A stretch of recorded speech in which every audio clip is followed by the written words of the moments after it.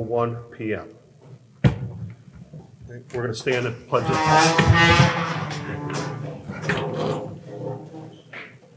I pledge allegiance to the flag of the United States of America and to the republic for which it stands, one nation, under God, indivisible, with liberty and justice for all. All right, item number 2, I need to amend the agenda to add in, we'll say 11C. No, we'll put it in as 11A for before the second public comment. And what that's for is to discuss a transfer from the Board of Education to the town. Do I have that motion? So moved. Do I have a second? Second. All in favor? Aye. Any opposed? Any abstentions? All right, motion carries. Now I'd like to entertain a motion as amended. Any discussion? Or do I have the motion? So moved. Greg, seconded by Mr. Foote. Any discussion on that motion? All in favor? Aye. Any opposed? Any abstentions? Motion carries. Item number 3 on the agenda, I'd like to entertain a motion to approve the minutes of the special meeting of the Plymouth Board of Education dated March 15th, 2022. Do I have that motion? So moved. By Mr. Fowler, seconded by Ms. Lucian. Any discussion? All in favor? Aye. Any opposed? Any abstentions? Motion carries. Okay, next we're going to have a presentation of the Litchfield County Superintendents Association. Of the high school presentation. A project lean by students from Taylorville High School. My apologies. All right, is Mr. Hultz here? All right. Good evening, Mr. Hultz. How are you? Yeah. Sure. So this year at the high school, we started what we call Project Learn. It is a mastery-based course meant to meet the requirement from the state for like a capstone kind of culminating project. And so we've designed this where the students really have a lot of independence in terms of what it is that they want to learn. And so we guide them through a whole bunch of things in terms of goal planning and timelines. And so the first semester of juniors did their presentations in February. And Katie Keegan gave one that just totally blew us away. When we talk about how we move this course forward and looking for exemplary models, this is certainly one of them. So I don't want to take too much steam away from Katie. But as you pay attention through, and I know this presentation looks longer, she gave about a half-hour, 40-minute presentation to us, which was the expectation. She's going to trim it down to some of the really great stuff. The first time she was going through this with us, though, I'm like, oh, that seems pretty good. And then she started showing us the details of how much she had to learn and how much better things got. And when we started going backwards and asking to see some of the video that she was creating for some really high-end YouTube content creators, it was amazing just how much detail and how much learning she had to do to really get to a level of proficiency that she is currently at. I'm really happy that we were able to reschedule Katie. For those that don't know her, she is on our track team, but she is also quite a swimmer. Half the time she is coming to school with her hair wet from the pool, and then she goes back to the pool after school. So how she has time to be able to carve out and do what she does academically on top of being able to commit twice now for the Board of Ed is quite special. So without further ado, I'd like to introduce Katie Keegan, one of our juniors who did her Project Learn video.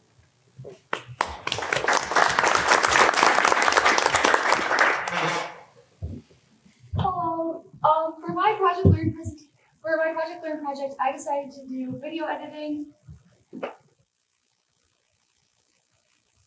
Really quickly, why I chose video editing, a lot of my friends had done video editing and said they really enjoyed it, and they've been wanting me to do it for a few years. So I thought it might be interesting, and I decided to do it for my presentation because I found it might benefit me in the future. Really quickly, none of these videos were filmed by me, but they were all edited by me. The two people that I edited their videos were Nicole Lano and my friend Bailey.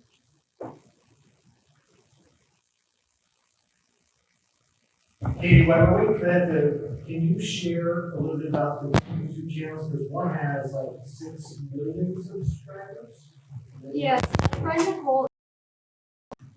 2 million subscribers on YouTube, and my friend Bailey has about 600,000 on YouTube. It's taken them both about 2 to 3 years to gain that level of a following.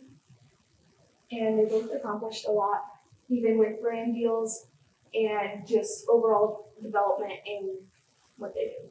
And I wanted to highlight that because when we're talking about the videos that Katie is editing and trying to put together, we're not working on my son's YouTube channel that has 83 subscribers. We're talking about some high-end things where national and international companies are noticing the flow of traffic that's coming through these channels and providing products and sponsorships. Katie's work is scrutinized at a high level by many, many viewers.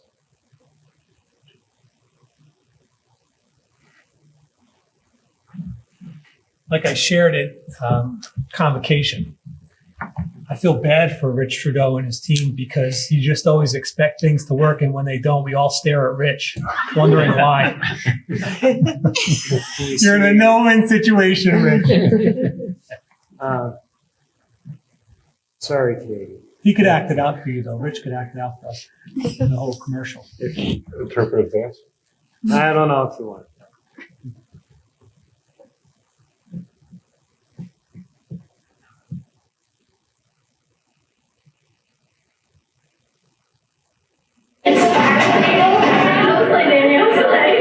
She just took a boomerang with me and Abby in front of the Red Ribbon sign because at lunch we're gonna have all the classes go towards the state. Get my hair profile. So when I took the quiz on Function of Beauty, I told them that my goals are anti-frizz, replenish hair, shine, straighten, and strengthen. And then another goal I wanted was to have a clean, fresh smell, something not too overpowering, so I chose the peach fragrance. I've been using a shampoo and conditioner for a little bit now, and I'm really happy with the results it gives me. It's leaving my hair smelling great, and I can feel my scalp feeling fresh and moisturized. I'm also noticing a softer feel to my hair in general, and the great thing is it's dermatologist tested, so I know I'm trying out my scalp. It's super easy to join Function of Beauty and build your own hair profile. Take the quiz today and use the link down below in our description box to get 50% off your first custom right. So this was one of the first videos that I had ever edited. It's either the first or the second. And you'll be able to tell when I show the video from after I had progressed and learned some more of the techniques of video editing. The first part of this was very, very choppy, and you could visibly tell that I was editing the video. A video is supposed to look more seamless, and that wasn't very seamless.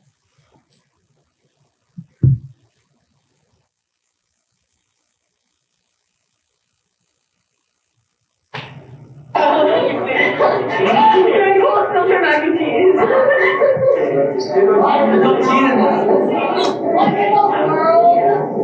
She's like, I don't like hair. Put it in the vlog. Put it in the vlog. Get on the vlog. Let's go. What up, vlog? Nicole, you're gonna see this and you're gonna go out at me? What's the quote? What's the quote? Talk to me. Again, with this clip, it was very choppy, and I couldn't edit out some of the echo. But at the time, I did not know how to do that, so that obviously wasn't done. And a lot of the video was just overall choppy, and it could be a little echoey at times, and there was a lot of background noise.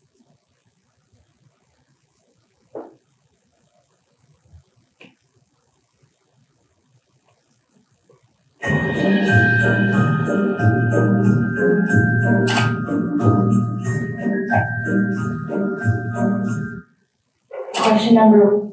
This is with. Okay, well that goes. This whole intro, she does this segment called Vlogmas where she has a video produced every single day for 25 days up until Christmas. And I had to make an intro for it, and it took me about 2 hours, but I had to singly cut every single Christmas tree so that it all went at one time and they weren't just moving separately. Also, trying to get fonts and different sizing to work with the frame was another really difficult thing, and I also worked so that the music didn't overpower any of the noise.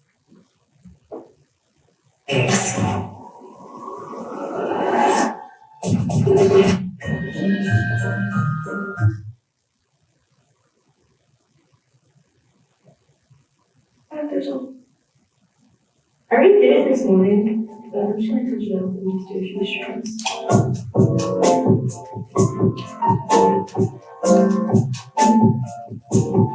Alright, from now, also keep the coverage. As you can see in that clip, I had added numerous transitions to make the video seem more seamless, as well as I edited out some background noise. And the fast forward that I did also took a long time because that wasn't done with the camera, that was all in the editing portion of it. But overall, it showed a lot of improvement from the first time I tried to do it, which did not end well and did not get put in the video.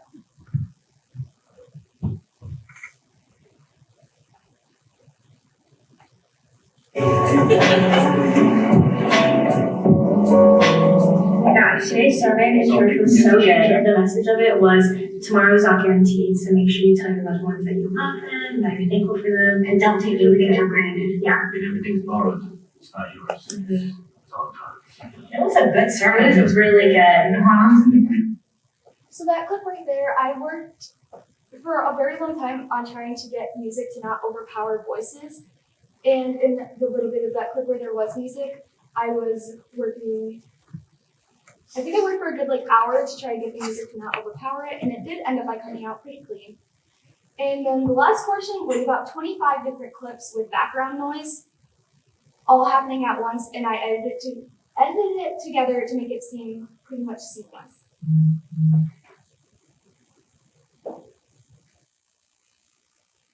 Thank you for listening.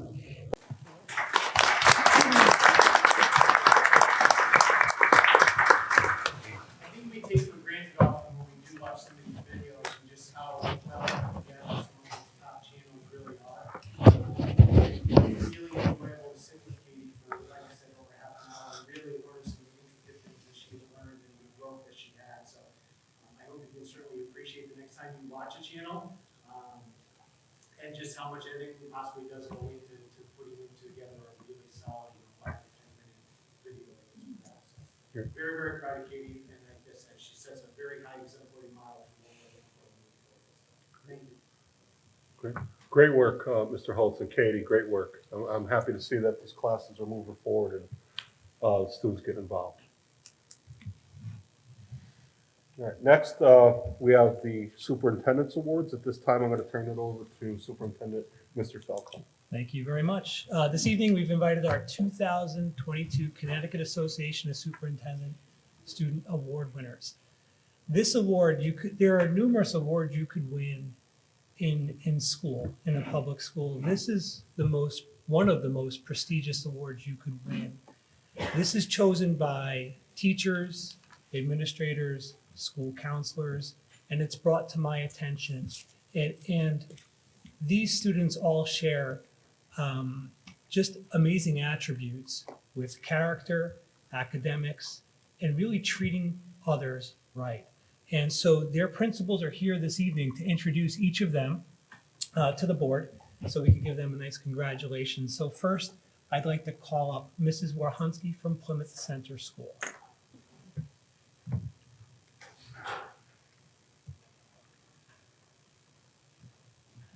Good evening.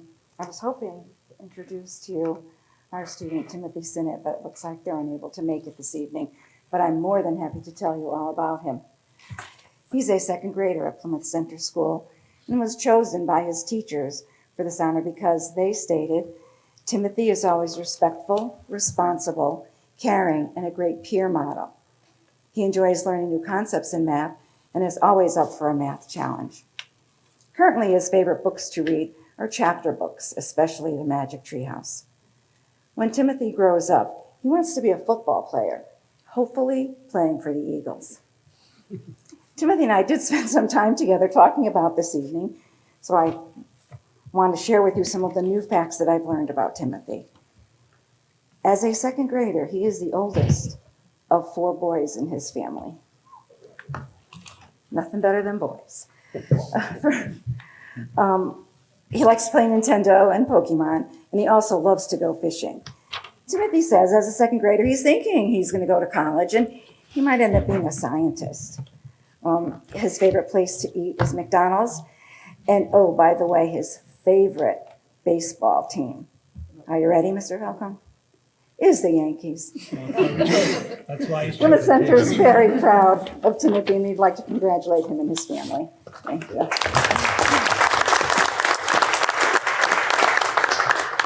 Next, I'd like to ask Ms. Loveland to come up for Fisher Elementary.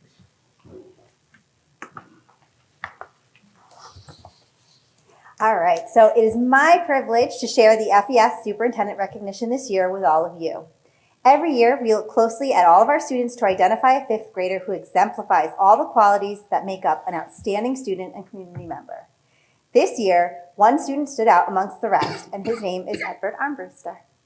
Eddie is an exceptional fifth grader who is very involved in our community. In addition to being the student council representative for his class, he participates in art club, band, and Little Kids Rock. He is a leader amongst his peers, and they often seek his knowledge and partnership in the classroom. Students describe Eddie as respectful, kind, and smart. They see him as hardworking in the classroom and easy to get along with. He will go out of his way to help a classmate any chance he gets and includes them in all of his activities. Eddie is an excellent role model for his peers and an outstanding student who always goes above and beyond what is expected of him, always with a smile on his face. Eddie is a trusted student by staff, and we know we can rely on his honesty and that he will follow through with his word. Outside of school, Eddie participates in competition dance and enjoys woodworking with his dad and accompanying him to fairs with their team of oxen. Eddie truly is a role model for all and an exceptional FES citizen. Congratulations on your achievements.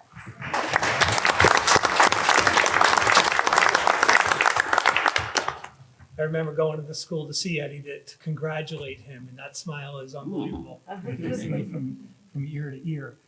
Next, Ms. Suffrage. Hi, everybody. I'm going to ask that Drew and Fallon come on up. Come on up, you guys. So I'm going to start with Fallon Roth-Perot. She is a hardworking, friendly, and conscientious student.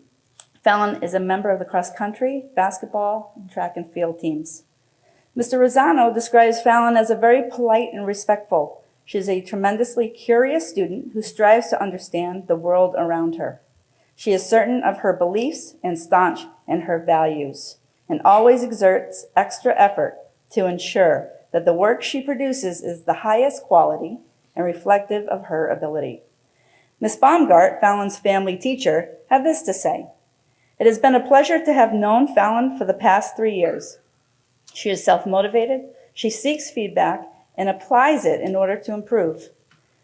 Fallon is a humble and quiet leader, and she is the kindest student to have gone through ETJMS. In fact, when students are struggling, she is the first to help them, and she does this on her own.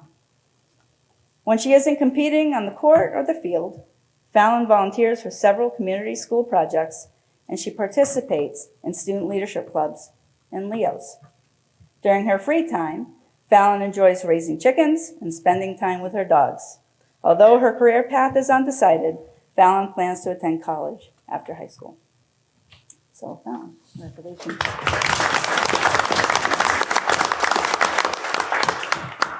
And the next one is Drew Fowler. And Drew is probably a familiar face because in 5th grade, he was here as well as he received the Superintendents Award. Drew is compassionate, kind-hearted, and self-motivated. He is involved in several school community projects through the Leo Club and student leadership committees. Drew is a member of the theater club, cross-country, and track and field teams. I asked Mrs. Bunker to share a few thoughts about Drew, and this is what she had to say. Drew consistently puts his best effort into every single assignment or activity. He goes above and beyond the expectation of an assignment and works rigorously to make his finished product as pristine as possible. The question I always get from Drew is, what can I do to make this perfect? And he always listens to and uses feedback to improve his work. Drew also adds a light-hearted level of humor to our classroom, always offering a funny comment to lift our spirits when we are deep within the world of position papers and historical fiction.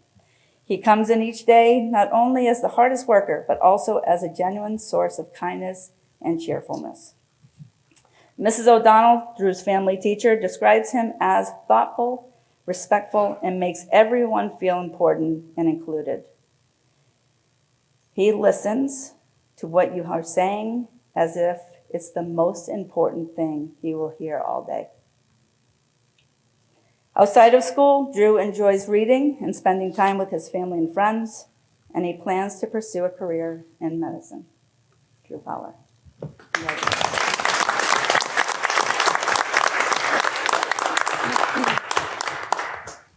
You always love calling students like Drew and Fallon down to the office because they get freaked out. And most of the time, they've never seen the inside of the principal's office. So it was great to sit there when I see their faces walk in. It is wonderful. Those are the parts I love about being a high school principal. So, Mr. Hultz. All right, if I could have Dom come up. We have two recipients of this award. Rebecca Dorsey was unable to make it. I know that you know her from her seat over there oftentimes. Dominic Dow is our second recipient.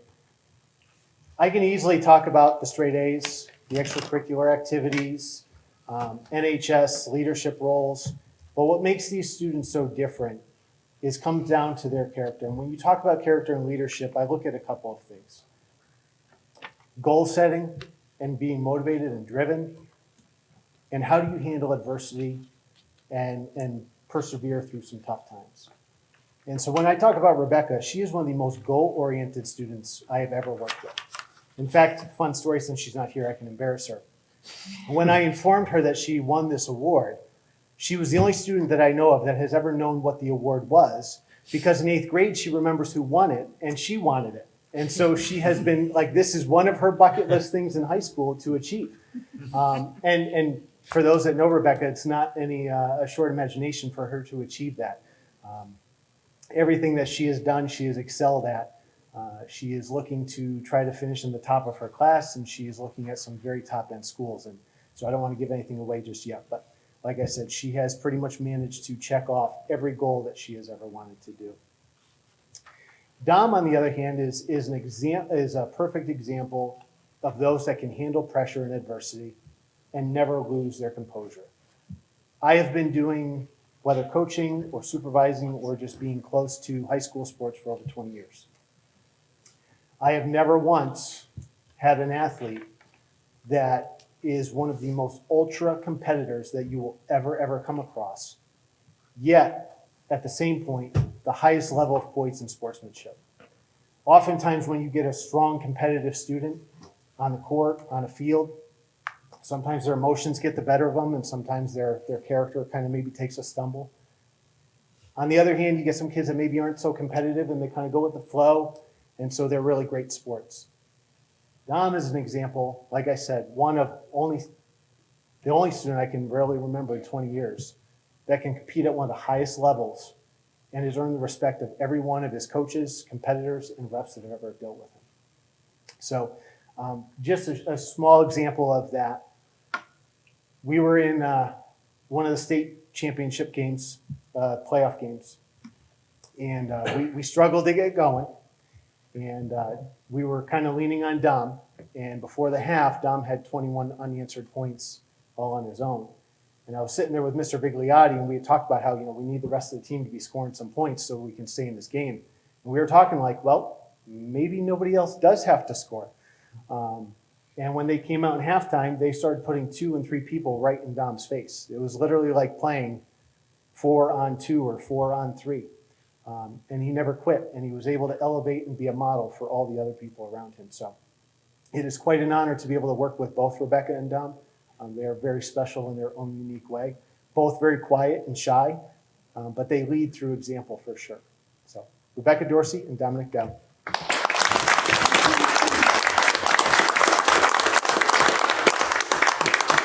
And again, meeting Rebecca and Dominic, it's just an honor to be around students that have worked so hard and are such good people. And I thank all of you for that and representing our school district the way you have. To celebrate this honor, you and your parents will be invited as guests of mine to a dinner on May 4th at the Grand Oak Villa.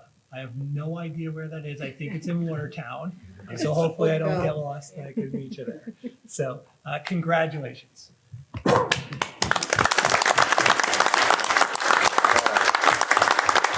At this time, I'd like to entertain a motion to recess at 7:26 PM in recognition of the Litchfield County Superintendents Award recipients.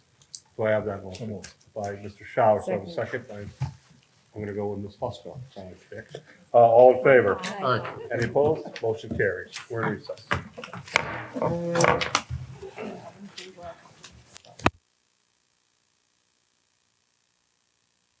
We have.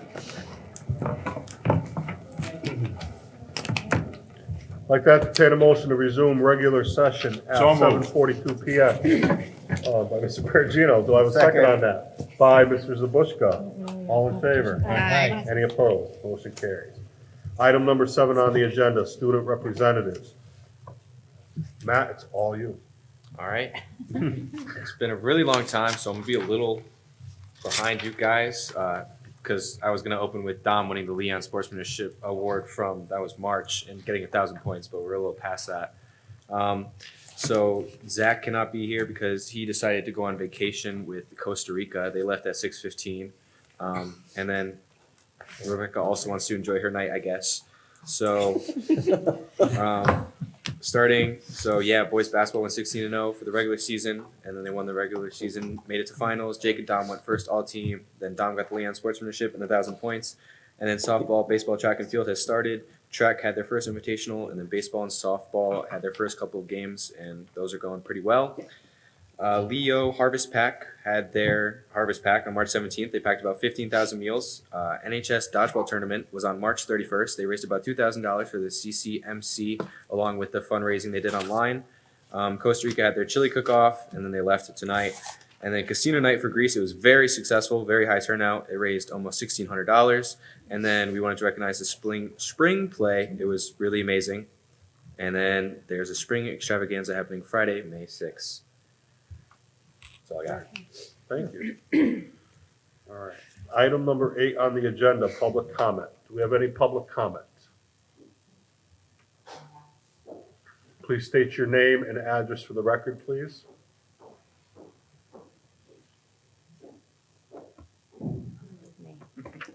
All right. My name is Nicole McWilliams. I live at 34 Overlook Terrace.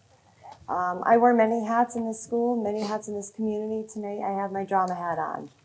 So besides myself, right here I have Tara McWilliams, my daughter. You may also recognize her as, well, makeup missing as the lion in our production. And this one I'll get to in 1 minute. So this past weekend, the students K through 12 proudly presented our rendition of The Wizard of Oz, and we actually had some of the largest audiences that we have ever seen at THS. So we wanted to thank you, the board members. We want to thank the administration, and we especially want to thank all of our community. Our students, parents, guardians went above and beyond to help this show come to fruition in the absence of Mr. Perkins. So there really are no words that can describe how I feel watching these kids, watching these students on stage, but also the ones you didn't see, the ones behind the scene, running the lights and running the sound and getting those ginormous props in and out of that stage. It was truly a fantastic, fantastic weekend. So again, I'd like to thank you for everything that you guys have done for us. And I now would like to introduce John Zolaski. This was our musical director throughout this entire production. But, I just call him my friend. John. Hi, Jonathan Zolaski, 72 Allen Street. I just wanted to say thank you so much for your support for this past weekend. I've been in drama club since I was 12 years old with Terryville High School, so I've been around here for the last 14 years. And we have a saying in drama club that once you join, you never leave. That is very much true. I came back this year to direct Wizard of Oz, and we had such a great time. But it's not just me. We had several other alumni working on this production. We had about 5 come back to choreograph, music direct, costume, design lighting. And then we had another 10 from our cast of 2012's The Wizard of Oz come to celebrate us at the show. So as you can see, we have a lasting impression here because of Drama Club, because it tells people how to step up as leaders, how to assert your independence, and how to strive for a goal in a community setting. But that all came to fruition this weekend, and we just want to say thank you for it. Thank you. Thank you. I attended the show, don't go away. I attended the show on Saturday, the 1 p.m. show. I know Cindy attended all three. I was very pleasantly surprised on the professionalism and the quality of the show. I didn't realize that we had that many students who actually could sing. It was really, really, I was taken back by it. Well done, everybody involved, and I want to thank everybody, past, present, who donated their time and their talents and their efforts to make the show happen. It's really appreciated. Job well done. I can't say it enough. And the lion was superb. Superb. Unbelievable. Thank you. Right? It was like watching the movie. It was really good. And I sat next to Walt for one of the shows, and he was like, is that really like them singing, or is it recorded? I go, no, it's real. They're singing it. I thought it was lip sync. Yeah, he was so amazed. And, you know, I had already watched one show by the time he watched it, and I kept nudging him. I'm like, wait for the curtains to open when you could see like the backdrop for the Munchkin Land and stuff. I'm like, oh, look, you know, and I was like, flying monkeys are coming. Watch. Thanks for reading. It was really good. I went on Friday evening and I took my little one, who's probably the biggest critic you could have. She said you nailed that part as the lion. Thank you so You much. nailed it. So you did a nice job. Everyone, for stepping up the way you did, Nicole, and stepping in for a number of different things in Mr. Perkins' absence, because he covers so many different things for our school. Thank you very much, Jonathan, anyone else who helped out. You guys just did a phenomenal job, and we need to, you know, Walt sent me a text in the middle. Can we have our elementary schools come? And I said, if we budget for it next year. So I think it would be great for our little ones to see the work that goes into it and what they could be a part of here at Terryville High School in the future. So, Well nice done. job. If I can just say, Cindy, the backdrop that you saw was made 10 years ago by our art teacher that is currently here, Miss Ritchie, and several other staff members, and we were able to preserve that and bring that back out and hang it up for this show. Nice. Great. It's great. Well done. Thank you. Okay. Any other public comment?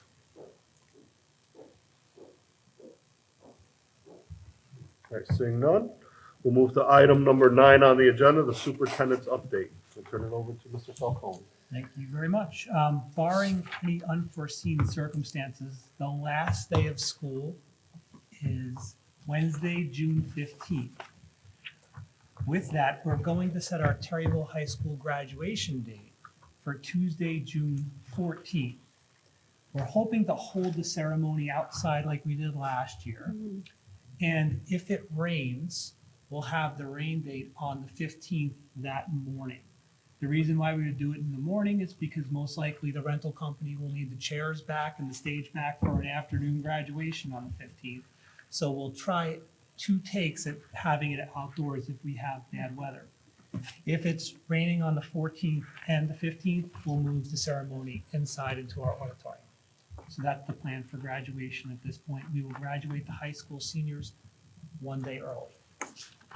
We're also going to make an adjustment to our early dismissal schedule, starting for the 2022-2023 school year. I apologize for the typo with the AM and PM that I put in your board packet. But currently, our last bus run clears at about 2:15 in the afternoon. That's too late for some calls that I have to make with either having school or having an early dismissal. So we're hoping to move everything, or we are moving everything 1 hour earlier. There's other benefits to this besides getting our little ones and our teachers off the roads before they do get questionable. And I would say the biggest advantage is that when we have the students get out 1 hour earlier, when we have our half PD days, we gain an hour of PD time with our teachers. So there is another benefit. With the schedule, as you can see, Terryville High School would get out at 10:40, Eli Terry at 11, 11:45 for Fisher, and Plymouth Center at 12. Lunch will either be served or bagged on those half days of school. So that is an adjustment we're making in next year's schedule. I have a question. So this says emergency early dismissal. Would this be all early dismissals? It's going to be all early Okay, so dismissal. it's not just the weather calls. Any other questions on that? That's enough hours to make it count? Yes. Oh. Those laws have changed. But you don't have to be, you'll be there for half an hour. Yeah, Oh, as really? long as the students come to school, it's considered a day. So there was a day at the high school where we had power outage, and we dismissed well before the early dismissal time. So, Oh. because it was cold. Additionally, I'd like to congratulate Katie DeForest and Nick Fusco for being awarded the CIAC Scholar Athletes for Terryville High School. Both students perform at a high academic level, and they also excel in cross-country, indoor track, and outdoor track. And those two students will be honored at the CIAC banquet in May at the Aqua Turf. We recently held a screening for our preschool program, and Beth is going to share some information on the process utilized for enrollment. Good evening. I thought I'd just take a few minutes tonight to discuss our preschool application process this year. I know some of you got some questions about it. So prior to this year, the preschool application process was a lottery. This year, the preschool team and I felt it was important to also put a screening in that would help provide us with some information on potential new students. So the screening was held at PCS. The students, it took about 20 to 30 minutes depending on the student to complete. The children were asked to complete certain tasks that helped the staff get a snapshot of the children's skill set. The information wasn't used as the sole criteria for admission to preschool. Enrollment decisions were based on demographics, class size, Smart Start criteria, and the screening information. The team and I thought the screening was extremely valuable. And also it's another method for our district to use to fulfill our child find obligation, which requires local school districts to conduct activities to locate children with who live in district and may have a disability. So if you have any specific questions, feel free to reach out to me, but I thought it was pretty successful and gave us some good information to have get our eyes on the kids early before they come in the doors in the fall. Thank you. More strategic. More strategic. As a reminder, on Monday, March 28th, we presented our budget to the Plymouth Board of Finance with an increase of 2.35%. The Plymouth Board of Finance budget presentation and public hearing will be held tomorrow, April 14th at 6 p.m. in the 6 p.m. 6 p.m. at the community room at the town hall. Following the presentation and public hearing, there will be a special joint meeting with the Plymouth Town Council, the Plymouth Board of Finance, and the Plymouth Board of Education. So that is tomorrow evening at 6 p.m. Thank you. Finally, we're looking to adopt a math textbook for kindergarten through grade 5. Kathleen is going to share information about the Envision 2020 text, and this will be a motion item. So starting halfway through last year, we began a process of looking for a new textbook since the K-5 textbook we currently have ages out in about a year and they won't be supporting it online anymore. So we started with 8 different books and we had a small committee of teachers from both of the elementary schools go through the 8 books and winnow the pile down to 2 that we wanted to pilot. And the 2 that we piloted were the Envision book and another book called Reveal Math. And as a result of the pilot process, we've selected Envision to replace our current math book, which is the Go Math series. And there are a lot of different reasons why. The Go Math book was published right after the new standards came out in 2010 and before people really had a good understanding of what those standards looked like. So it's not very well aligned to the math standards. It doesn't ask the students to do the kind of math that the standards require them to be able to do. The Envisions program is definitely more current. It focuses a lot more on students having a good conceptual understanding of math, not just the procedural fluency to rote solve problems, but really understand what the math concept is. It has a lot of different features that come with it, both online and with the book itself in paper format. And the committee that went through and then the teachers that piloted felt like this was the better of the options that we looked at. Is this for school year 22 to 23? Yeah, yes, and the contract for the book is a 7-year contract. 7-year contract. Yeah.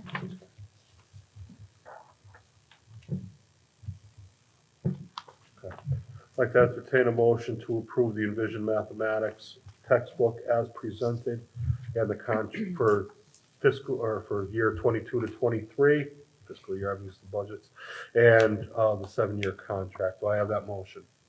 So moved. Seconded by Mr. Perugino. Any discussion on this motion or questions? None? None of the teachers? No. All right, all in favor? Aye. Any opposed? Any abstentions? Motion carries. That's all we have for tonight. All right. All right. Do you want to speak about the website? I didn't know if you wanted to or not. Sure. We are looking into a new website platform, and Rich is going to share some information. I wasn't sure if Rich was going to be here this evening, so Rich is going to share some information on that. So recently, we started working with a company called Final Site to revamp our entire website. With input from all of our administrators and other staff, we're looking to polish it a little more to make navigating in the website a little easier.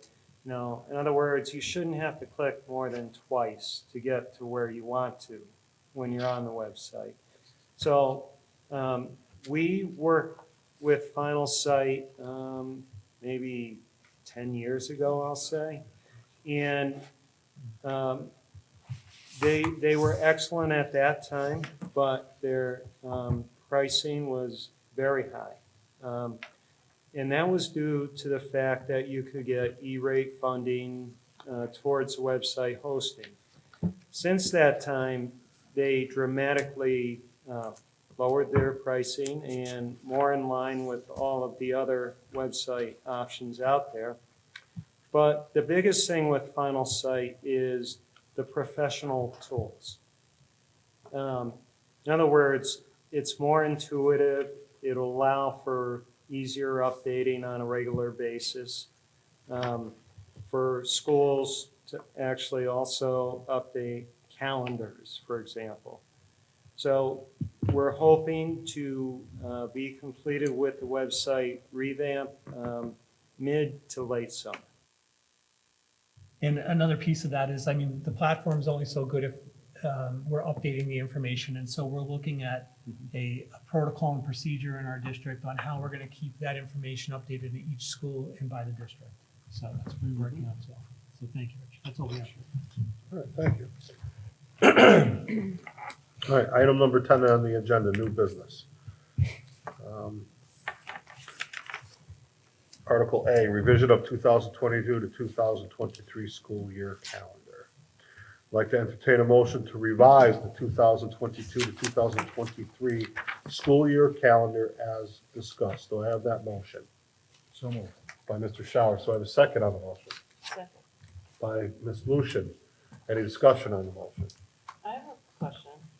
How come we want to extend the February break when I thought a lot of districts went to a shorter break because we can have a bad winter?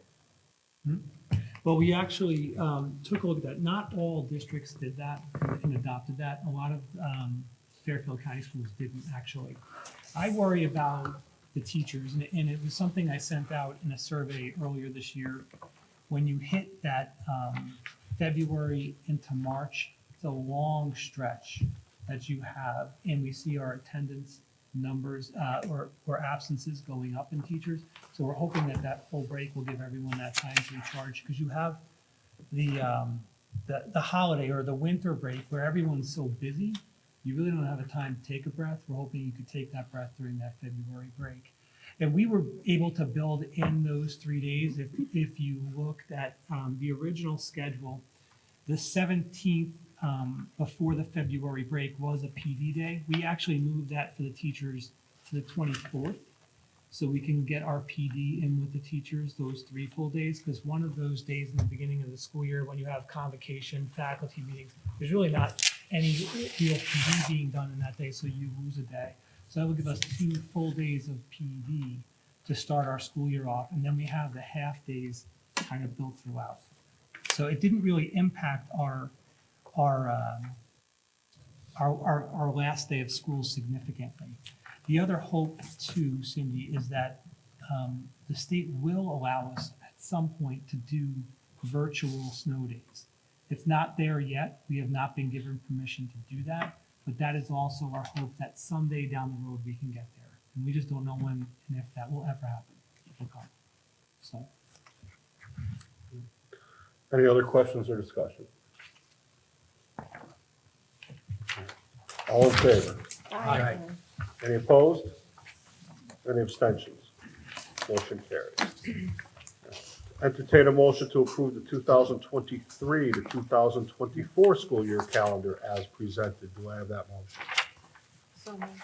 By Ms. Lucian, do I have a second on that motion? Second. By Pat Perugino. Any discussion on this motion? All in favor? Aye. Any opposed? Any abstentions? Motion carries. Article C, entertain a motion to approve the date change of the regular meeting of the Plymouth Board of Education from Wednesday, June 1st, 2022 to Wednesday, June 8th, 2022, and this will have to be a special meeting. Do I have that motion? So moved. By Mr. Foote. Do I have a second? Second. By Mr. Showers. And discussion on the motion. Why are we changing it?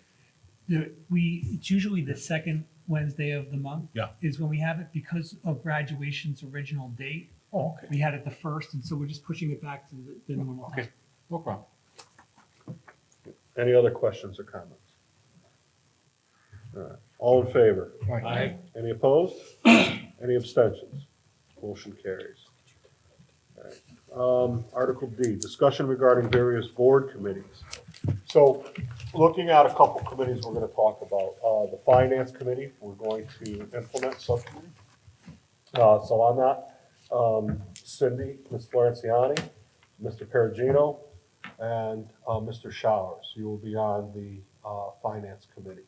That does not mean that the entire board can't go to that committee. I urge everybody to go to the subcommittee, but that will take effect next month. Any questions? I have a question. Shoot. I'm assuming you want Mr. Tenza and myself yeah, to be part of that. That's a given, Yeah, yes. and do you have a set time or date? Are we going to be prior to board meetings? Yeah, typically it was 6 o'clock prior to the board meeting, on the date of the board meetings, if that works for everybody, but the chairperson can adjust that if need be. So it's a subcommittee meeting? Yeah, it's a subcommittee meeting. Okay. Yeah, so You might find you don't need an hour. you might not need an hour, you may say 6:30. Yeah. So the purpose of the subcommittee is to look over the reports. Any questions, you can do that. And if there are any recommendations, you bring back the recommendations to the full board for a vote, if need be. Is there a chair of that committee? Cindy, Ms. Florenciani. All right. Okay, the next one is kind of outside of the board, but it involves the board. It's the school fields as well as the park and rec fields. So I've had a lot of discussions with Park and Rec. I've had a lot of discussions with the mayor and various council people.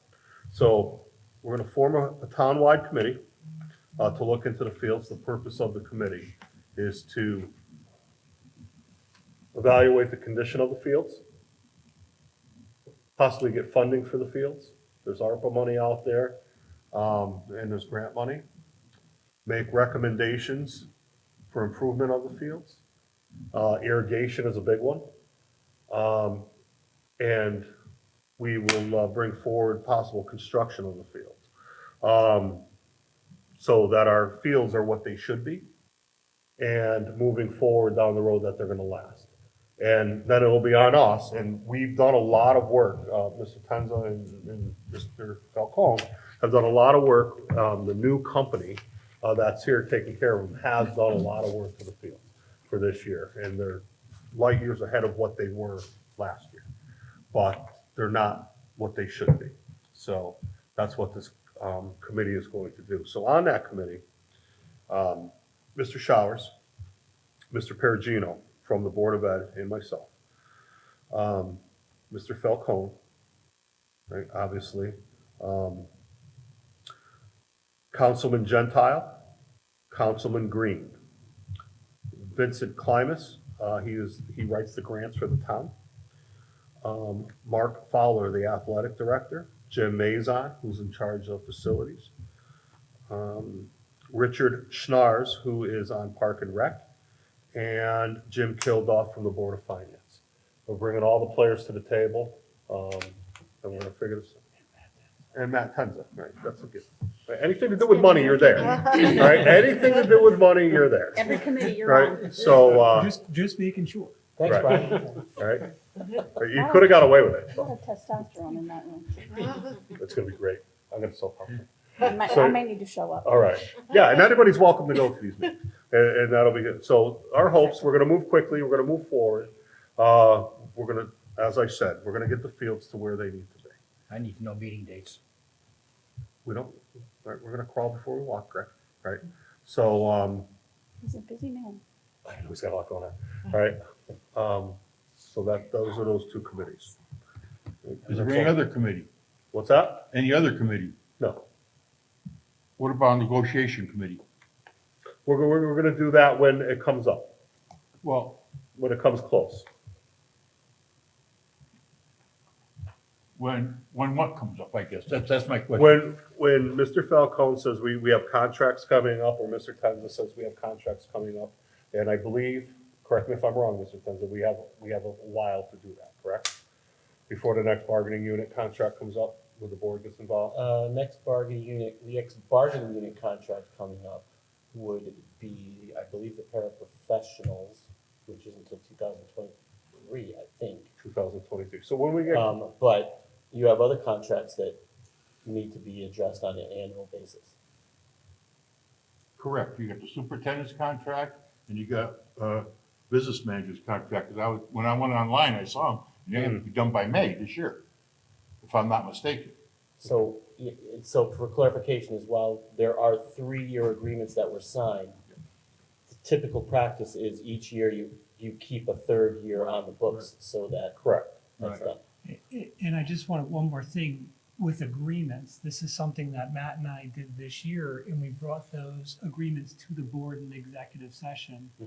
But those were agreements that Matt and I worked out without, the real board being involved in the creation of those agreements. So, we brought those to you after we sat and discussed those with people, but the board did not really have a say in the creation of that. And there are 2 or 3 of them that we will need to address in the fall for the next year. Like they're in effect for this 2022-23 year, but we need to do the next round. correct. So as we get close to Mr. Perugino, we will have that negotiation committee. Okay, because, we had it as a standing committee before, and, again, you don't meet every week or something, sometimes you don't meet for 6 months, like Matt was saying. But, you had the standing committee and you knew where to go. And always, Matt was on the committee along with the superintendent. You're on that one too, Matt. You're on that one too, Matt, even when you weren't employed there. Anytime you're doing money. Absolutely right. This guy's got the checkbook, that guy's captain of the ship. Absolutely And that's right. how it runs. Yep. So, you don't do anything without these 2 guys. That's right. That's how I would do it. That's how we do it. Okay. I would like to add that also since we're invited to the finance committee, we're invited to the fields committee. Sure. I think the rest of the board who may not be on the committee should at least be made aware Absolutely. of when those meetings are. Absolutely So right. that we can Absolutely. choose to be. Yeah, absolutely right. Choose to be there. Yeah, Agreed. put it on email or something. Yeah. Okay. Even I read my email. All right. Item number 11 on the agenda, board member committee reports, finance and You added operations. the transfer. Yeah, you gotta go to 11A. That's after, that's before public comment. Oh, okay. See, I All right, did it. so finance and operations, Mr. Tenza. All right. So I'm going to go out of order here. So since you brought up the fields, and you talked about the landscaping company, I just want to make a comment that we did get some feedback from visiting softball teams for the opening game this year. And I'm sorry, I don't know who we played, but I got this feedback through both the athletic director and Jim Mazon that the opposing coach commented that this is the best that softball field has looked ever That's since they've been news. here. I will tell you that they've done a lot of work on our fields. They've made some corrections to our fields in some places where we had some of our Pitcher's distances mound. were wrong. Measurements. Pitcher's mound had to be moved in 4 inches because it was, instead of 60 feet, 6 inches, it was 60 feet, 10 inches.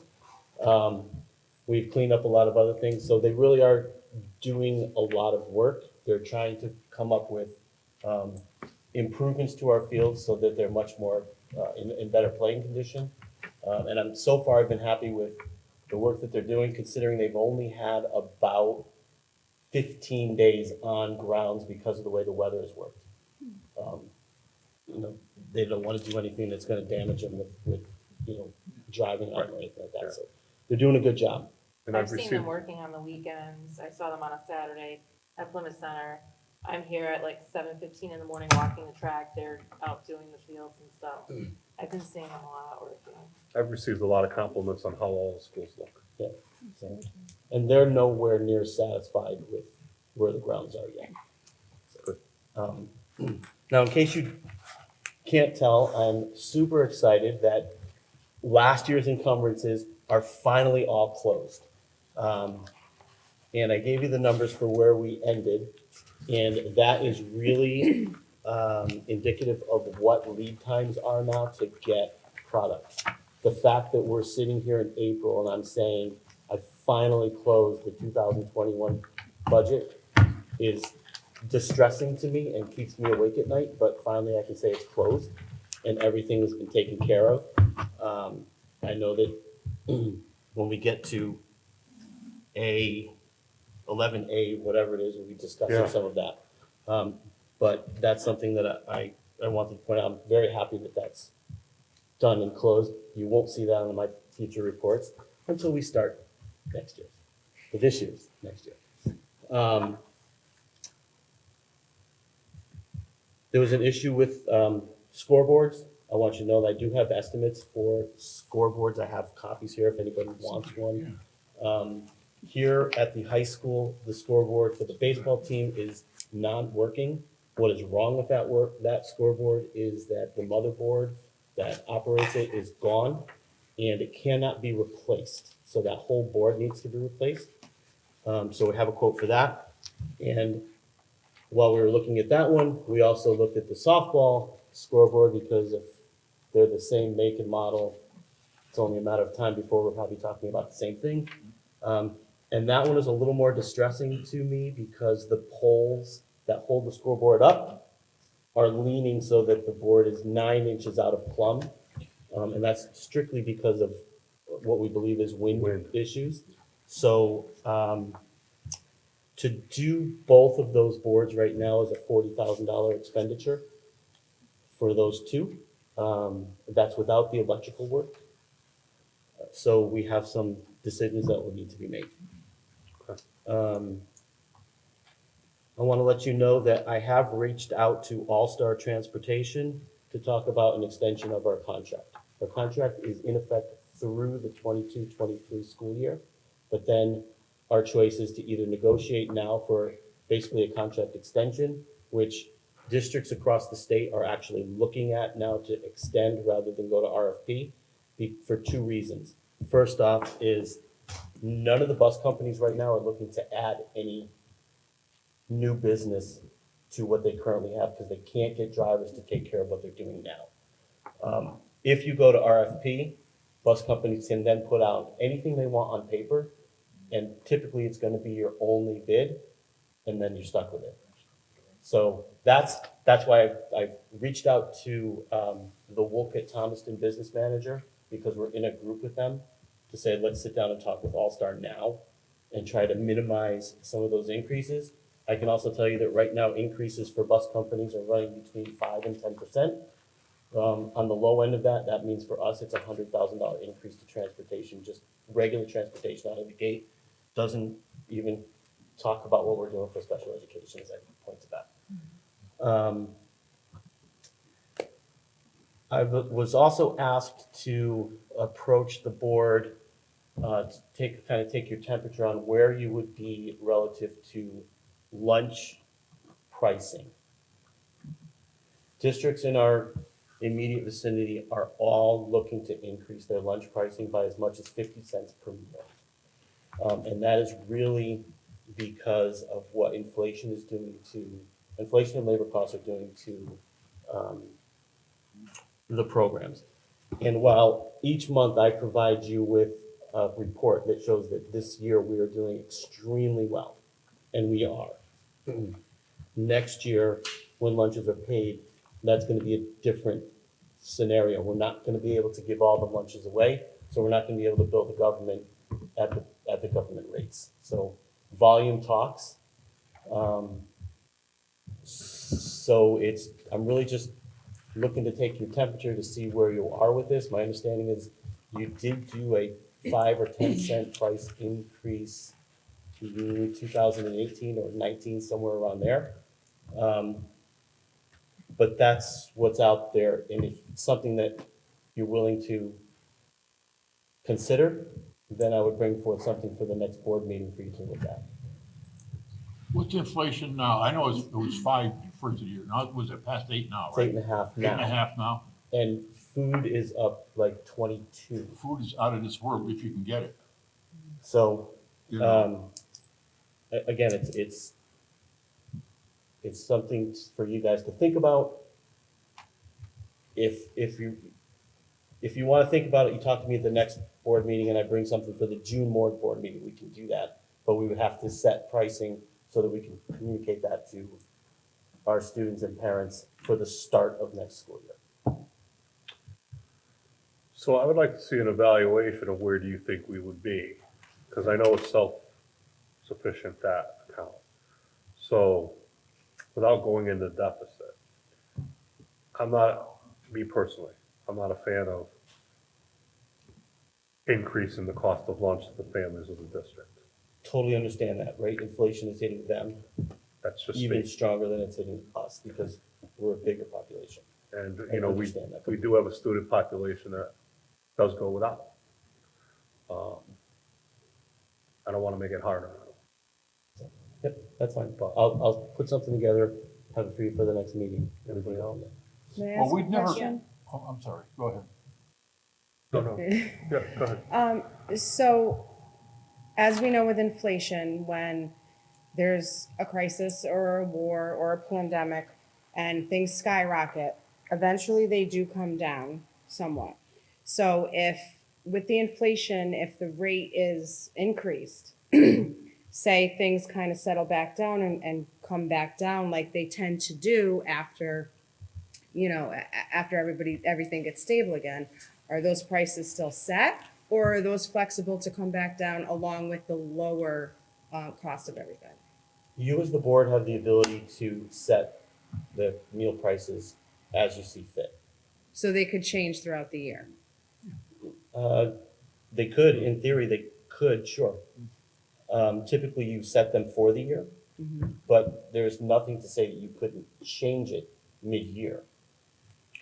Well, and I mean, to that point, September and October, if we said the lunch prices were appropriate, but now based on circumstance, you never know which way it's gonna go, but. It could go higher or it could go lower. Yeah, but usually it is set for the year by the board, so the parents know and can budget for it. We never ran in the black. I told Matt that before. I said, you're making a fool of me. I said, because you got all black on your food. And I'm enjoying it. Yeah, I'm enjoying it. I'm saying here, I said, for 15 years, I ran in the red.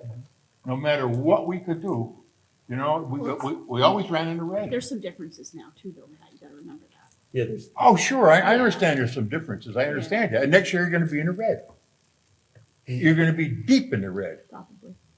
Not possibly, you're going to be, because you're not getting any money from the government that I can see coming. You know, unless, Well, prior to COVID, we weren't in the red. The kitchen was always doing well.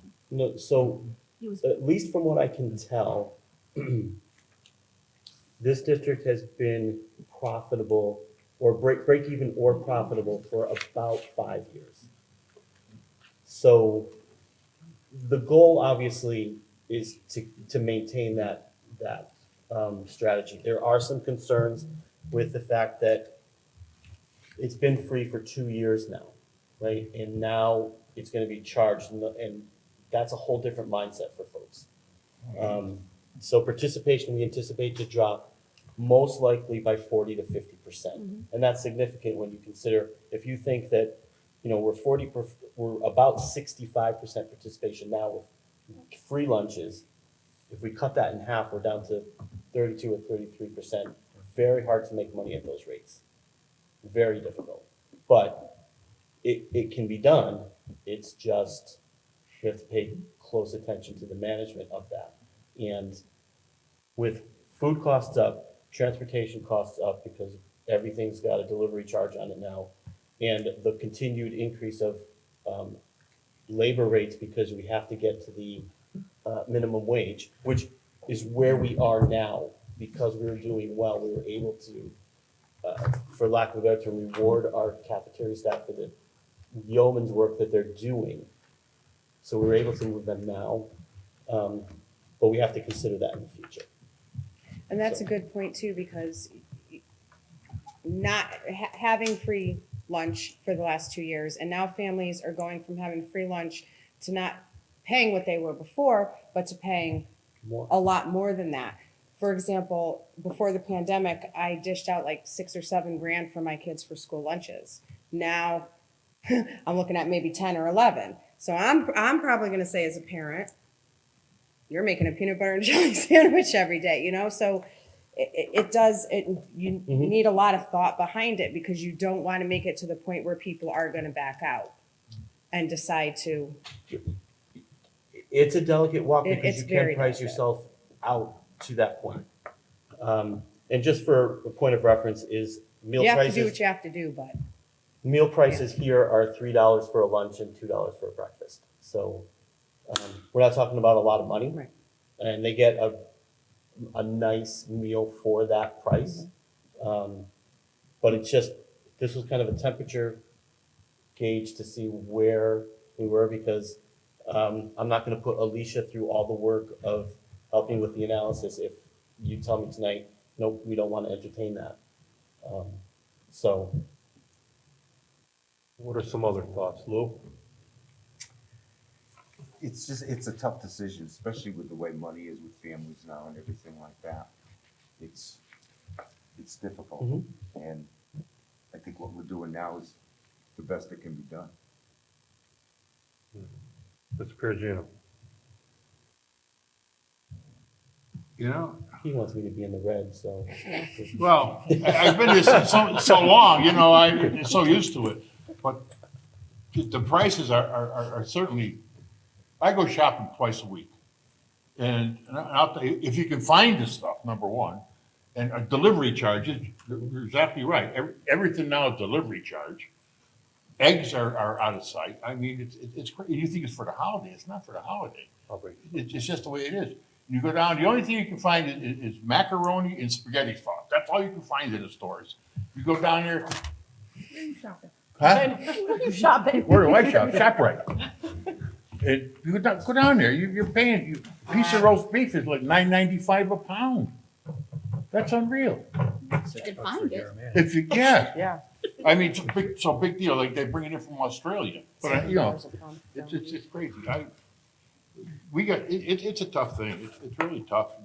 You know, I know the families are hurting out there, and half of them probably aren't working. Government's not gonna give you any more money. I don't think they are. Maybe they will, it's election year. Really, stop and think about it, you know, I mean, these guys are running for election. So you want to keep lunches where they are? Well, yeah, I guess I'll keep them where they are for now. Ms. Florencia? Keep them where they are, and if we need to make changes, we can make changes. Resolution. I guess keep them how it is, but I have a question. Sure. Last meeting, you stated that, a student could have free lunches to a certain, like, day. What was the date? So- Like 20 lunches, 50 lunches? The state has passed legislation that any student can get a free lunch, any typically paying student, right? So if you're free and reduced, your meals are free. Yeah. But if you're a paying student, you can charge 30 meals before any action can be taken against that student. And any deficits to the program based on those shortages have to come out of the school district's operating budget, not, I can't remember what exactly the verbiage is, but you basically can't hold it over the student to pay. Can't make them. Actually, you'll have a policy to approve in June, you'll have the first read in May, and then in June, that incorporates the new language, because we have to incorporate that as part of the lunch program. But it's 30 meals. That's breakfast and lunch? Or just? Breakfast is one, meals is, lunch is two. Okay. I have a couple things. I would be okay with a modest increase if we kind of give an idea of like if we know what maybe other districts are doing, that might be something to kind of look at. You know, things do go up. It's not unusual for our prices to go up a little bit. They haven't gone up in several years. So a modest increase I think would be okay. I don't think that 50 cents is reasonable. I think that might be a little jarring to people. I also don't think that we should raise the prices in the middle of the year or anything like that. I think that needs to be set from the beginning of the year, just so you know, like, if parents need to know that. Another thing I'm wondering about is, since we've done so well this year, I know we're getting very late in the year, but I'm wondering if we can't do like a pretty good, some research on our equipment and everything, and make sure that anything that's even remotely needing replacement gets done when we have the extra money that we have right now. I can speak to that actually right now. So first off, so you understand the National School Lunch Program, we are allowed to hold in reserve 3 months worth of our kind of average expenses, Okay. right? So for us here in Plymouth, that's about $75,000. We do have more than that. And right now, Plymouth Center received a new reach-in refrigerator today. We're replacing an oven over at Eli Terry. We're replacing a steamer here at the high school. We are doing that process now because we have to make commitments or we get penalized, if you will. So we are looking at the equipment. I am not a big believer in fixing the same thing over and over again. There is end of life with some of our stuff, and Band-Aids only work for so long. So the fact that we have the money now is when I'm trying to replace the equipment in the kitchens and make sure that Alicia has what she needs to continue her program. And then if there's anything after that, if there's any things that we can buy, whether it's, you know, the plasticware or the trays or whatever that you need for cafeteria, anything that could be pre-bought for the following year so that we can somehow like pay for it now and keep the costs down later. We I'm are sure looking you've thought at, of all of this. we are looking at all of that, and one of the couple of things that are on the agenda for us to decide by the end of the year, between Brian, myself, and Alicia, is we talked about the tables for Plymouth Center School and Fisher. That, because those are directly related to the cafeteria, they can come out of cafeteria funds.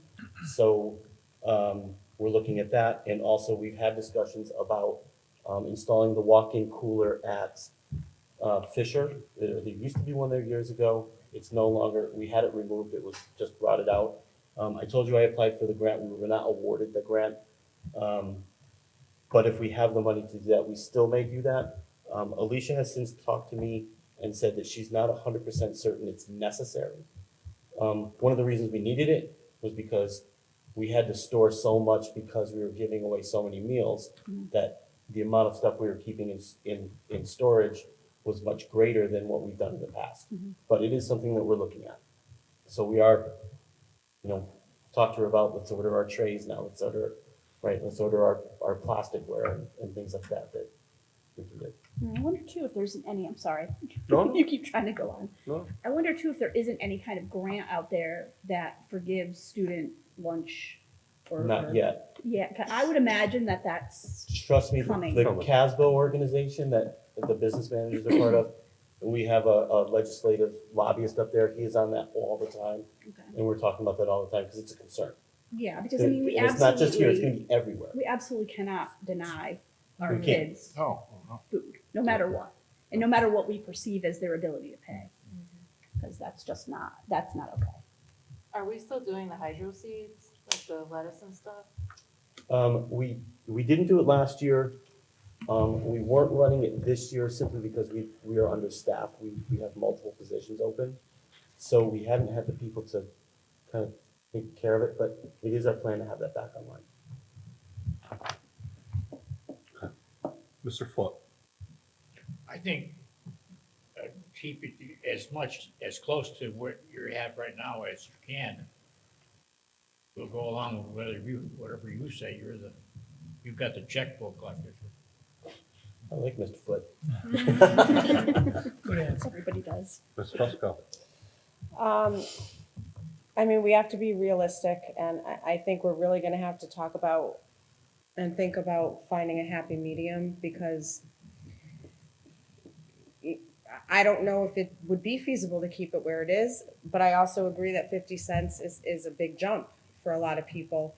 So it needs to be considered very deeply, and hopefully find some, a happy medium somewhere in between.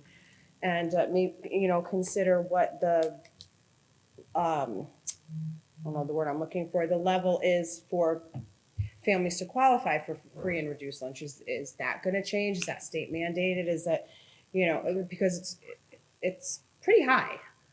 In my opinion, it is. So if that's gonna change too, that's something else that has to be taken into consideration. Is that bar gonna be lowered, or is it gonna stay where it is, or is the income range gonna grow for that too? So that also has to be taken in. So those are good points. The government is the one that sets the limits for free and reduced. I don't know whether they're going to change. I can tell you that our free and reduced numbers are running in the across all 4 schools are running in the mid-30s in order to get us. No, we're running in the 30s. I just saw the report. I want to check that though. I thought it was mid-40s. It's 45 according to the You should check October that. 1 We'll have to check numbers.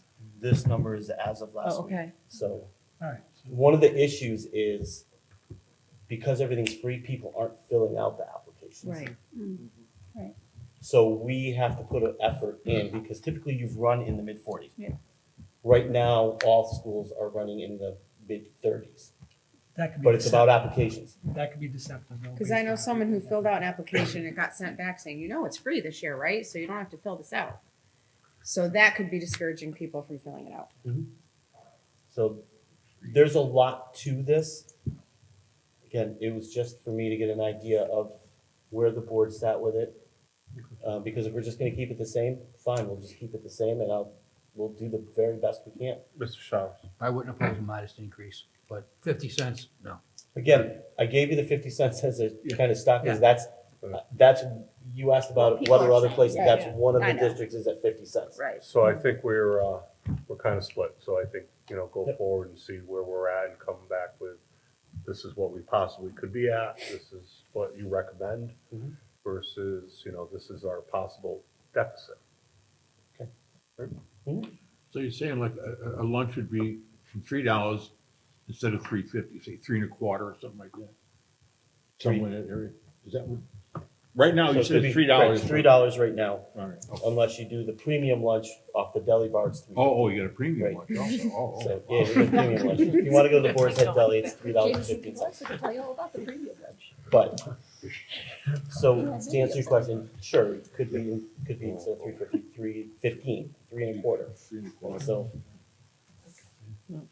Okay. all right. I'm gonna stretch this out as long as I can, unless you have any questions. I turn it back over to you, sir. Thank you. All right. The facilities report obviously will be forwarded to the Town of Plymouth Board of Finance. One thing, when we delivered the budget, I spoke to the Board of Finance. One thing that I guess we used to do, we used to go to a finance board meeting once a quarter, kind of fill them in where we're at. That was asked if we could possibly pick that up again. Or we could talk about it. Sure, what's one more? Guess what, Matt? You're on that committee too. Listen, right? You want to be on it. All right. Okay, the personnel report, any questions? Go ahead. Yeah, just with the personnel report, with the teacher retirement incentive we put out there, that's now closed. We had 4 teachers accept the teacher's retirement incentive. Only 3 are posted in the personnel report because one teacher asked if we could hold her name until the June meeting. So the 3 people out of the 4 that are in this report are Candy Kluge, or Candace Kluge, Jane Rossi, and Deborah Grossoff. Those are 3 of the 4 people that took the retirement incentive. Since we did not reach our 8-person maximum for the incentive, I would like to ask the board if they would consider extending the deadline to June 1st for me, just so if anyone comes up throughout, they don't like their placement next year, we're making a number of moves of personnel, and they make that decision, that could be an offer to them. But that would be up to you. Absolutely. Great. So that's a motion on it. So I'd like to entertain a motion to extend the cutoff date for the retirement incentive for teachers from April 1st to June. From April 1st to June 1st. Do I have that motion? So moved. Like, Mr. Second. Bossa, seconded by Mr. Perigin. I'll do it to you. All right. Any discussion? All in favor? Aye. Any opposed? Any abstentions? Motion carries. Okay. Anything else? All right. Item number 12 on the agenda, public comment. Any public comment? What about our 11A? Wait, 11A. Oh, excuse me, sorry, 11A. All right, so where this came, yeah, and I have a split here. So where this came from is, as we saw earlier, the unspent encumbrances back to the town of Plymouth of $171,651.88. Talking with the mayor, talking with those persons over there. We had a meeting today, Mr. Tenza, Mr. Falcone, myself, the mayor, and the business manager for the town, and the town auditor. We've been trying to find a way to utilize these funds to replace the sidewalks in front of Taylorville High School. They've been a problem. They've been a problem for a long time, since they were probably put in. The mayor's on board with it. So we just gotta find a way to navigate and do it correctly, I guess, to accounting practices. So what we've come up with is we need to approve to turn the money back to the town to their capital, the capital budget. It would be a transfer. A transfer. It's a transfer from our operating budget. Yes. To the town's Capital improvement budget for the fiscal year 2020, 2021. It's last year's unspent encumbrances. So then in turn, tomorrow night at the Board of Finance meeting, they will approve putting it into their capital budget. Then the money's going back to the town either way, right? So it's either going in their operating budget, it's going in their capital budget. So the auditor said if we put it in their capital budget, it doesn't affect the operating budget. Then we can get our sidewalks replaced. And these are the funds that will be utilized to do it. What was the number, 171,000? $171,000. So I'll entertain the motion, and then after a second, we'll have discussion on the motion, because it looks like Karen's got some questions.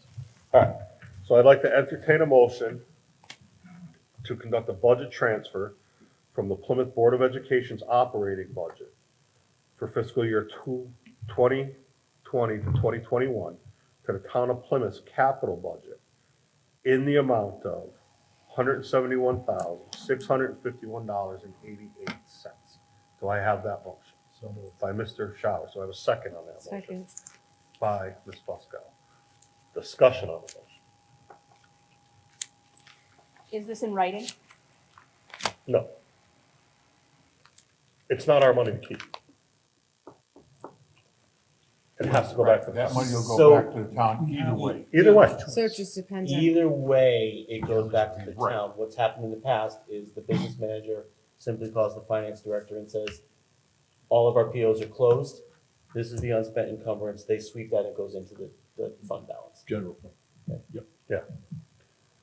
So, and, you know, I would like to say that the relationship over the past 2 years between the town, well, this year, between the town and the Board of Ed has improved tremendously. We delivered the budget. They said it was the best presentation they've seen in 20 years. The transparency, the honesty of the work that Mr. Tenza has done, and Mr. Falcone, to make things as transparent as possible for the town, has gone a long way.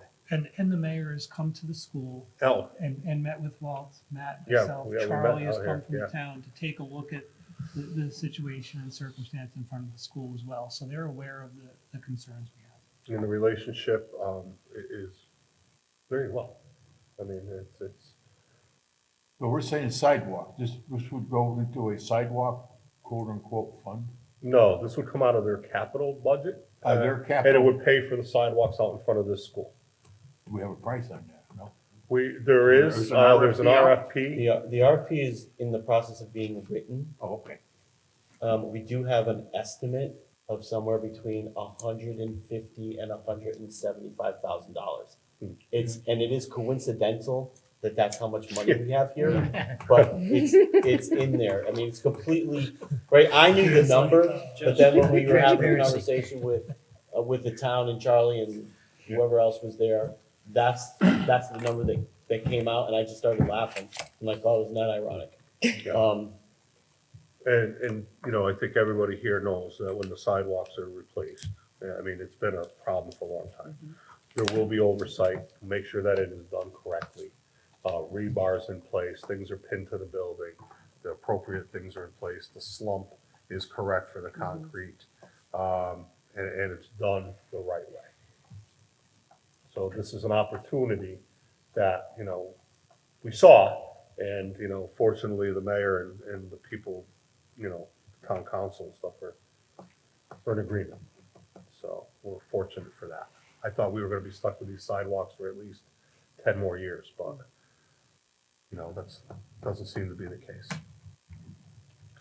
Any other discussion or questions? Look at the skeptic face on Karen. Boy, Karen, we know Karen. I know. We know. We know. You know, it's happened before, and, you know, the old handshake doesn't work anymore, I guess, so.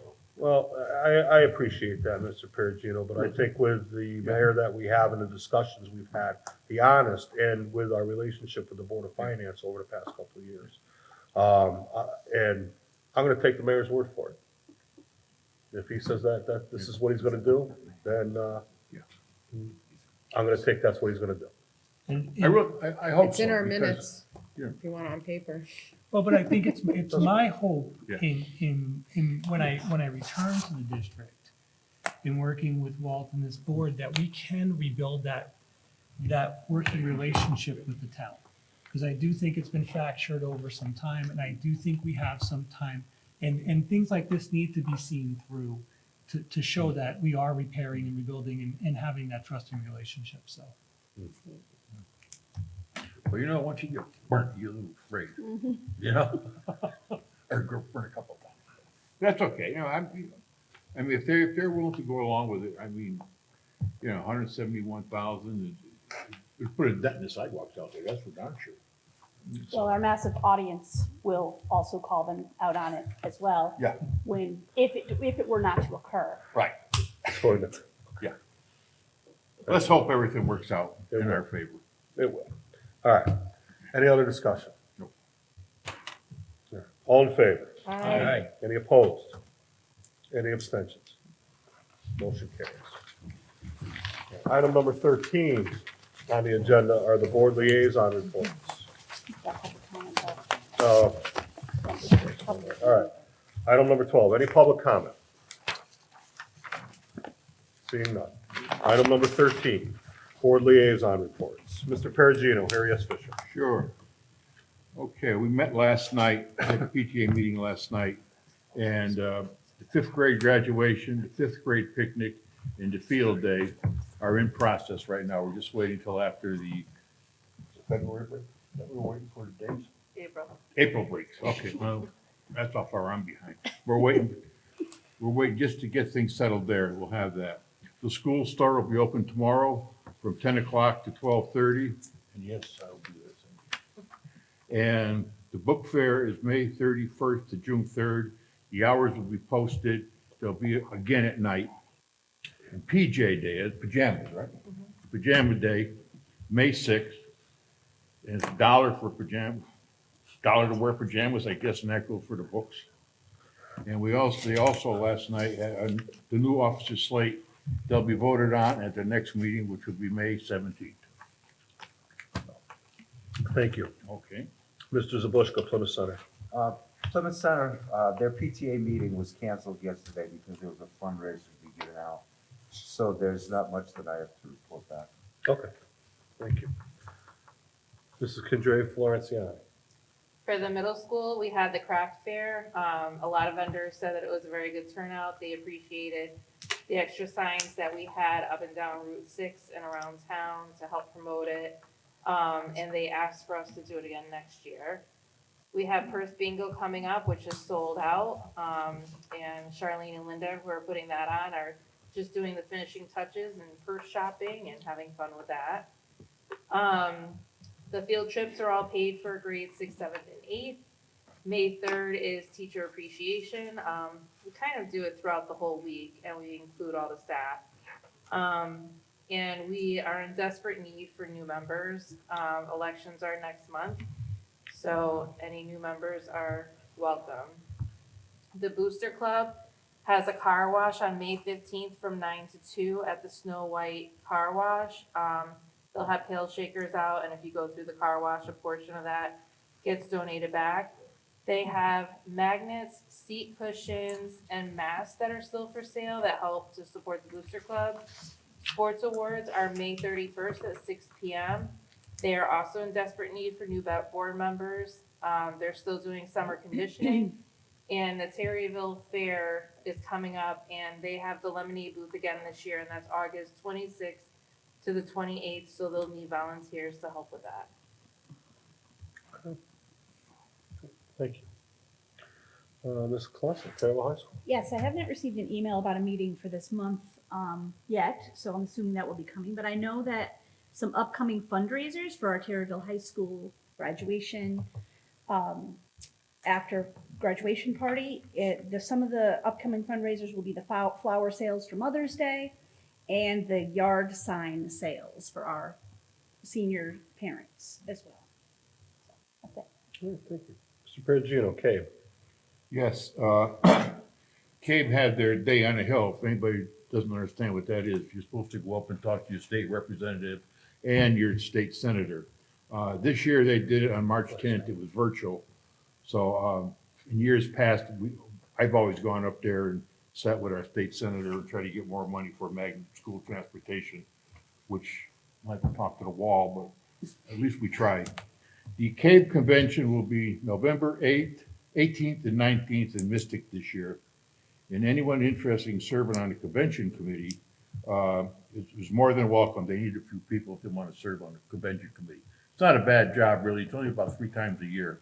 You're just picking out where you're going, and they do the rest. So you just sit there and help them out, that's all. That's Should we it. send Matt? Huh? Should we send Matt? Not on that one? Not on that one. Thank you. Me either. At advance, Ms. Fusco. They did not have they canceled their April meeting this month because all they had to talk about was the budget and they haven't had enough personnel in attendance to really get anywhere with that. So they canceled it for April. So there's nothing to report. I think it's gonna take a little bit of time to people get used to in-person meetings again. Yes, and they are starting their in-person meetings next month. Right. Mr. Showers, this is your time to shine. You've been waiting months. District safety. We finally met this morning. We, okay, Terryville High School, Eli Carey, Fisher, and PCS have all done their lockdown drills. They're all complete. Fire drills, the only one that's not, oh, I'm sorry, that was fire drills. Lockdown drills, the only one hasn't done one is PCS, and that's gonna be upcoming. Then, we also discussed fishing in the pond and people using the track while school's in session.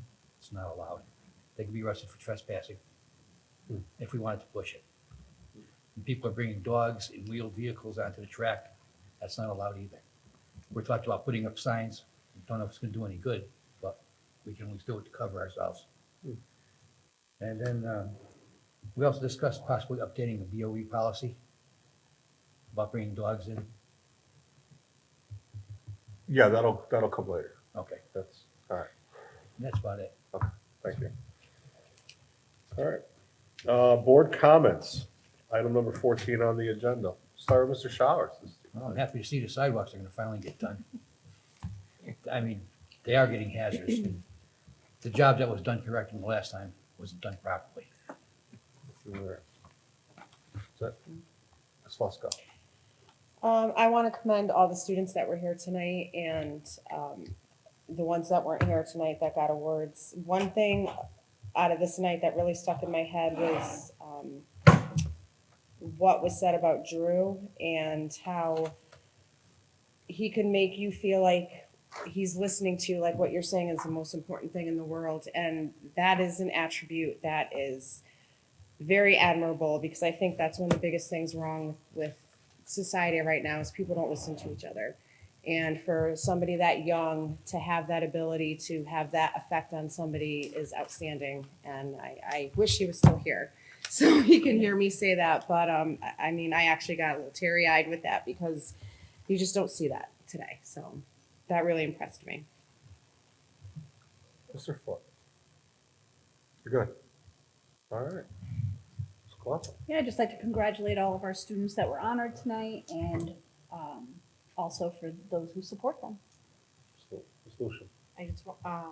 I was excited to see their smiles on their faces. They were so excited to get their awards and they were just like smiling and you could see no mask. Yeah. It was very nice to see. They were excited. I know I talked about the play, but they did a really good job. A lot of the students, they are really good students that were awarded tonight. That's really good. Mr. Perugino. Yes, I'd like to honor all the students too. I mean, they all did a great job. I'm glad to see their principals are here with them. But also, just an aside, I would like to, after our PTA meeting last night, people really don't understand what the PTAs do. I sat there last night and 9 o'clock, I guess, I was baffled at the work that goes into it in so few, you know, and like there's some men involved. There should be more. But like I say, a woman's work is never done. There's so much to do out there, and they do it. And you're sitting there, and we're talking last night, and you're saying, well, my child is graduating from Fisher, but now I'm going over to the middle school. And they're following their child all the way through. And I'm saying, boy, some of the gentlemen, you know, they have to get out there and help out their sons and daughters because they're only young once. This is a good time to be with them. And that's all I have, Mr. Chairman. Thank you, sir. Mr. Zabosky. I was impressed with what was said for the Superintendent's Award about the students. It was really nice to hear that. You know, that's something that you should be very proud of. Yes. I congratulate all the award recipients. Again, the play was phenomenal, well done, and it was very nice to see, and I didn't realize this till tonight, that the past alumni came to help and supported. You know, we are a community, and that just is one avenue that shows that. You know, that was very, very good to see, and they donated their time. And the gentleman that was here is very modest.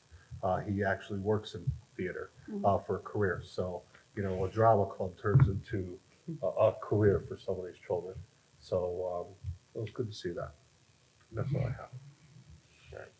Item number 15 on the agenda. The next regular board meeting of the Plymouth Board of Education is on Wednesday, May 11th, 2022 at 7 p.m. in the cafeteria at Perryville High School. Item number 16 on the agenda.